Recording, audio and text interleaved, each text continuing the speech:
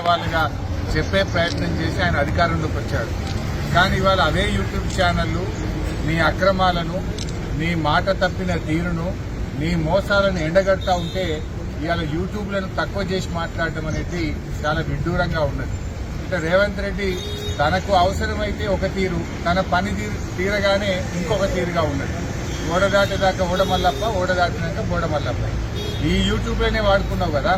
ఈ యూట్యూబ్లను నమ్ముకొని నువ్వు మరి గత ప్రభుత్వం మీద ఆరోపణలు చేసి, గత ప్రభుత్వం మీద ఉన్నవి లేనట్టు, లేని ఉన్నట్టు చెప్పి, అబద్దాలు చెప్పి నువ్వు అధికారంలోకి వచ్చినావు కదా.